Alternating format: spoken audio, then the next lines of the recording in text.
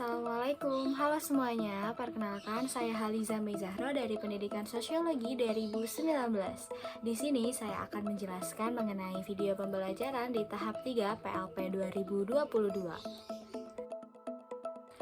Pada video pembelajaran kali ini memiliki tujuan agar siswa bisa berpikir lebih kritis lagi, kemudian bisa menguraikan berbagai masalah, dan juga bisa mengetahui penyebab dari masalah-masalah yang ada di masyarakat, sehingga para siswa bisa mengentaskan masalah-masalah tersebut secara diagnosis, dan akhirnya akan mengevaluasi berbagai masalah tersebut secara lisan maupun tulisan dalam kegiatan belajar mengajar.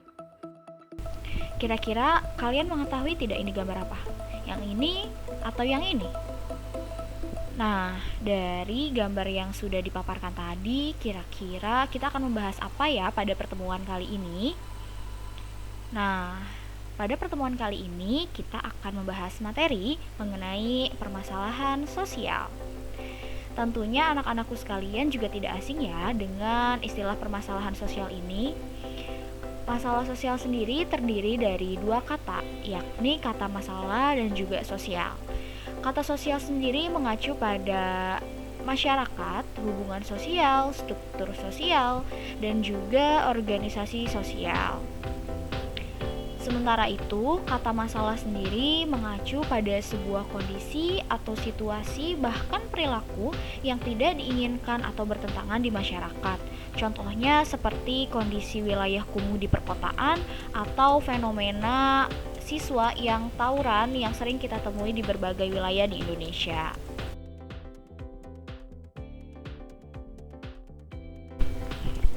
Nah, masalah sosial juga didefinisikan oleh beberapa ahli, salah satunya ada menurut Bapak Suryono Sukanto yang mendefinisikan bahwa masalah sosial ini merupakan ketidaksesuaian antara unsur-unsur kebudayaan atau masyarakat yang membahayakan kehidupan kelompok sosial.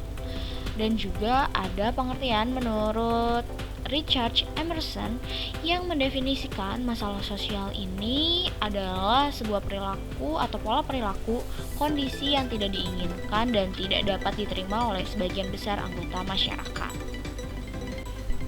Nah, setelah membahas definisi menurut para ahli, kita akan masuk pada materi teori-teori masalah sosial. Yang pertama ada menurut Emil Durkheim, Talcott Pearson, dan juga Robert Kingsmerton yang berfokus pada teori fungsionalisme.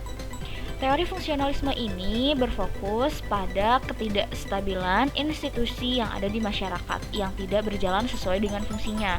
Contohnya, ketika kalian melihat ada kenakalan remaja atau ada pergaulan bebas di lingkungan kalian, maka di situ bisa dikatakan terjadi masalah sosial karena institusi yang berjalan, yakni keluarga, tidak berjalan sesuai dengan fungsinya. Sehingga pergaulan anak tidak bisa dikontrol lagi, oleh sebab itu terjadi disfungsi di masyarakat.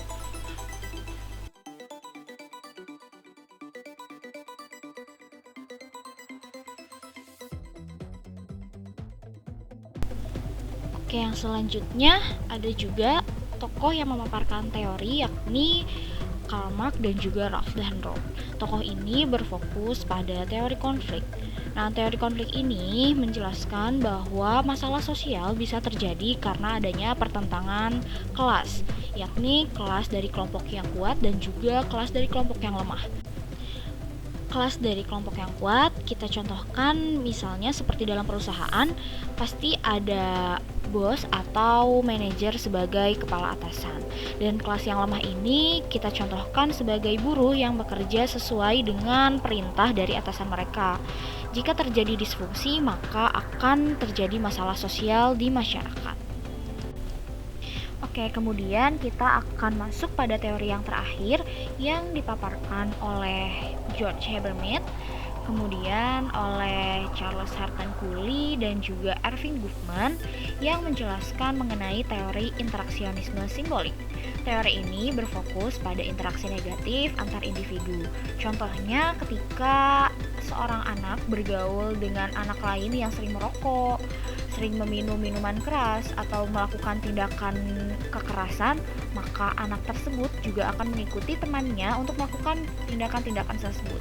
Tentunya tindakan tersebut akan memunculkan masalah-masalah sosial di masyarakat. Nah, menarik bukan pembahasan mengenai teori dari para tokoh? Setelah itu, yuk kita simak video mengenai permasalahan sosial berikut ini.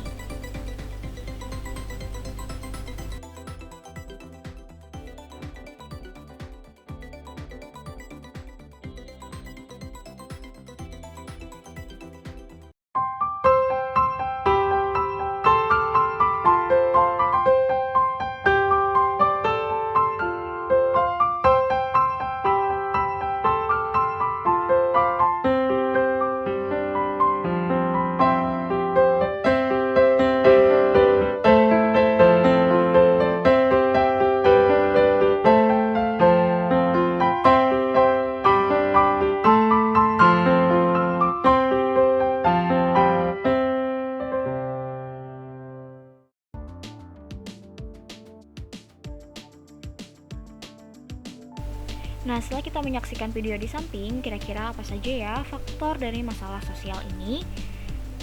Oke, yang pertama ada faktor ekonomi, yakni dilatar belakangi dari ketidakmampuan masyarakat untuk memenuhi kebutuhannya. Contohnya pengangguran, kemiskinan, dan lain sebagainya.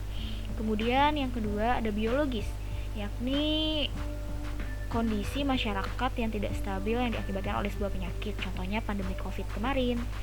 Kemudian yang ketiga yakni masalah psikologis, contohnya adanya aliran-aliran yang tidak sesuai dengan norma di masyarakat. Dan yang terakhir sosial budaya, yakni dilatar belakangi oleh ketidaksesuaian kondisi-kondisi sosial dan juga budaya di masyarakat.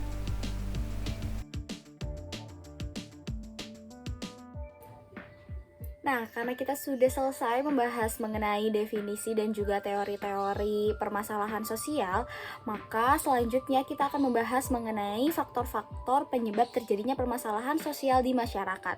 Silahkan untuk anak-anak mencari informasi mengenai apa saja faktor-faktor penyebab terjadinya permasalahan sosial di masyarakat dan juga sertakan contoh konkretnya untuk pertemuan selanjutnya sehingga bisa kita bahas bersama-sama. Kurang dan lebihnya mohon maaf. Sekian dari saya. Wassalamualaikum warahmatullahi wabarakatuh.